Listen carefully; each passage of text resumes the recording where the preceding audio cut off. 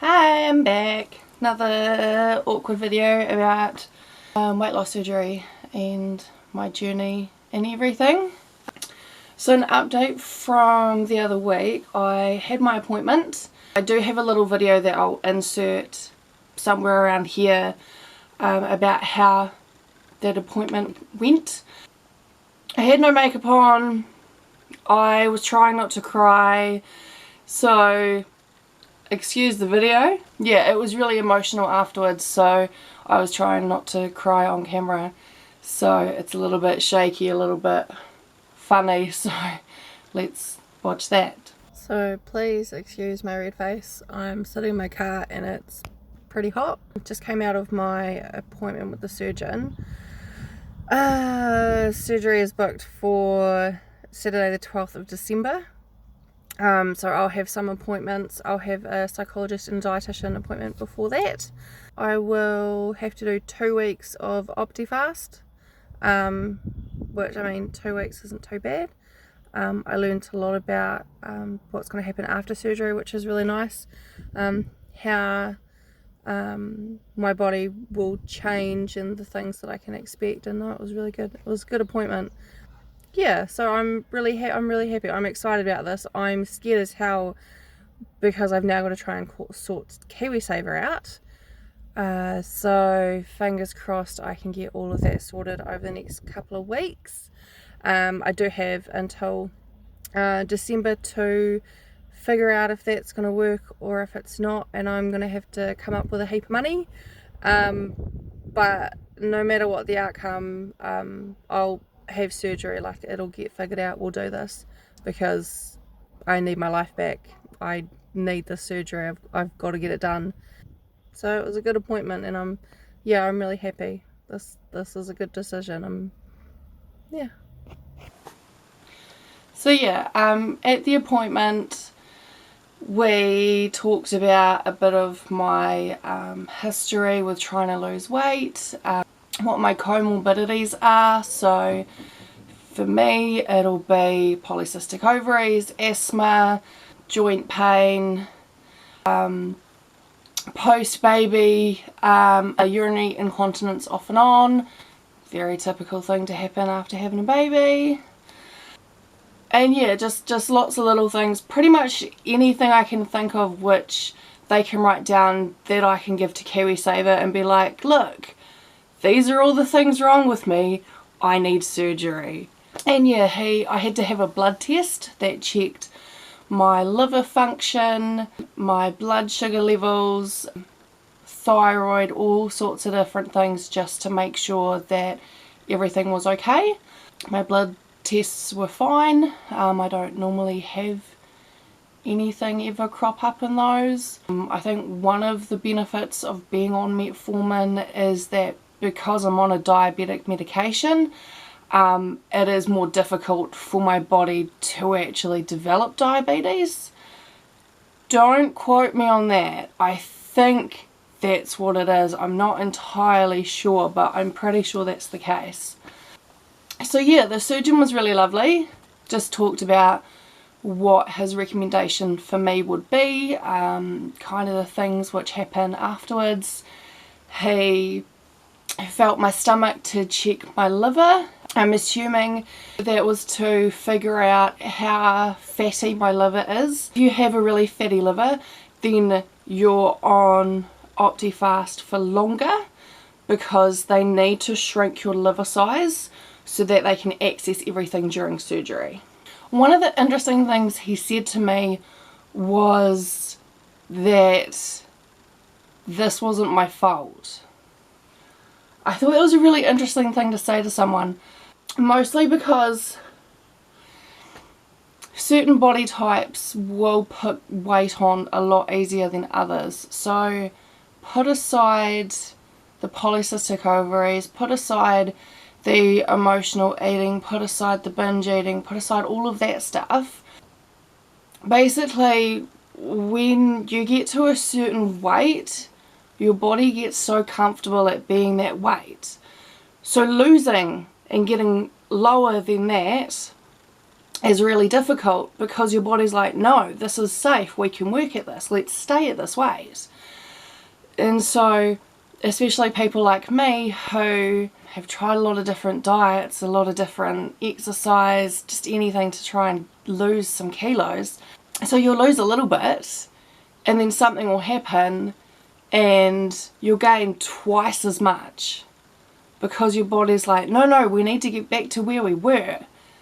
And so with the whole yo-yo dieting and people struggling to lose weight, you do fight your body a lot, because your body will become comfortable at a certain weight.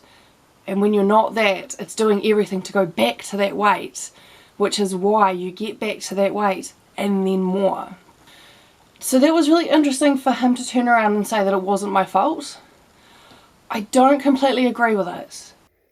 I just wanted to do a little disclaimer while I'm editing.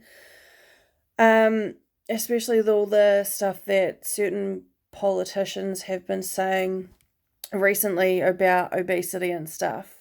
So this is my opinion on my own journey.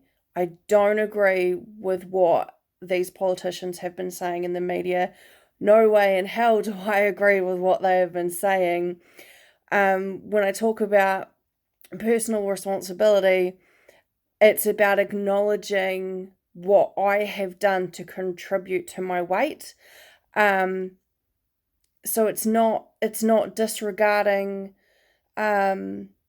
environment and mental health and the way my body works and things like that. It's just making sure that I hold myself accountable for the damage that I myself have done because of bad coping mechanisms and all these other things. Because if I don't acknowledge it, then it's very easy to fall into the trap of, I've got polycystic ovaries, so I can't lose weight.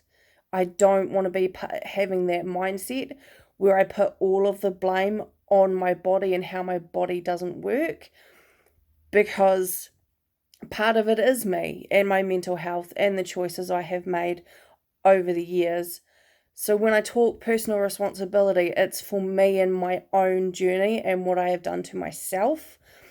I don't agree with it being a matter of you just need to make better food choices, which is basically what certain politicians have been saying. So yeah, just a little disclaimer. Yes, I'm fighting my own body.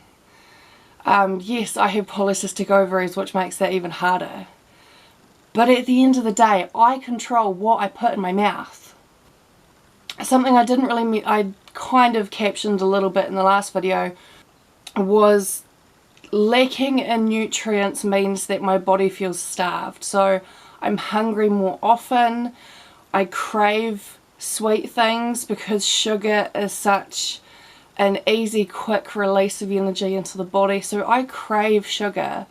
My body wants food all the time. I'm hungry all the time and I'm tired all the time. And it's things that I don't really notice because I'm so used to dealing with it. So I have that aspect of fighting my own body with wanting to put food in it all the time. But I'm the one who developed eating as a coping mechanism. That was on me. That wasn't just my body being like, oh no, you need food. That was me reaching for food because it was something I could control. I could control what I eat and how much I eat. I had a friend who was a binge eater, so I adopted her behaviours because that's how she coped. And at the time, I didn't know how to cope. So I did what she did because that worked for her. So there is a lot of mental stuff that you have to work through in order for surgery to actually work. But my point is that, yes, I agree, it's not entirely my fault I'm like this. But I feel like there also has to be a certain amount of personal responsibility, because I did this. I didn't get to 150 kilos by eating salads and protein. I did it by eating shit food. That's on me. So yeah, there's a lot of head stuff which I have to work through, which I didn't know. So yeah, that's been really interesting to think about and kind of analyse and figure out, well, what can I do to change it? What can I do to make those things better before I have surgery and it's all over? I have to stick to it. So one of the things I'm doing is slowly doing meal replacements. We're not buying junk on a weekend, not buying alcohol. I mean, I tend to react to alcohol anyway, so I shouldn't be drinking.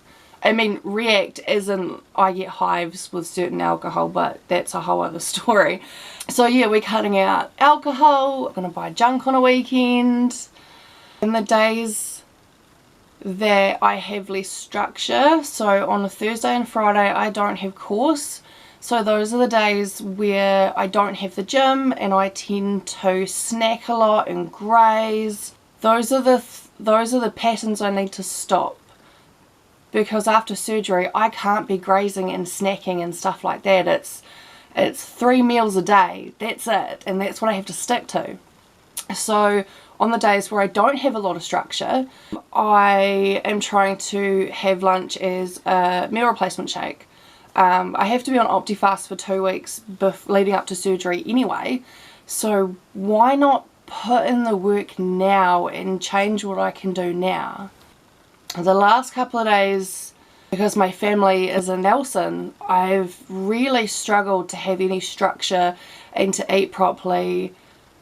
And yeah, I mean, I've definitely done a lot of emotional eating over the last couple of days. I'm not going to lie about that stuff. And that's not a healthy coping mechanism, and that's why I'm making this video, because I've suddenly realised all these little things that I do that I didn't know that I did. So I'm not hiding any of this stuff, because it's just all part of it. So yeah, I'm slowly trying to fix my eating habits so that going into surgery I'm a lot more prepared. With the surgery itself, I've not been told I have to lose weight before surgery. I am just going to do everything I possibly can. It's not about losing weight leading up to surgery. It really is about fixing, well, not fixing, but working on all those little things going on in my head which I didn't know were there, because after surgery I'm going to be so restricted. So I've got to work on this stuff now. I'm having a mini bypass, which is basically they create a sleeve of a stomach, which is like really small, and then they reroute part of your intestine to bypass it. They don't take any of your organs out, so the part of my stomach which is partitioned off will still remain in my body. And as far as I'm aware, it's so the digestive enzymes can still work and go through the part of the intestine that's been bypassed, and that will go back into where the food is traveling. So my gut hormones will change. I won't really have that hunger hormone for a while. And the mini bypass is a revised way of doing a bypass, which is less invasive, but it still has amazing results, if not better results than the actual gastric bypass as it is. They call it a mini bypass just because it's different surgery. It's less invasive, they actually do less, but it works out better.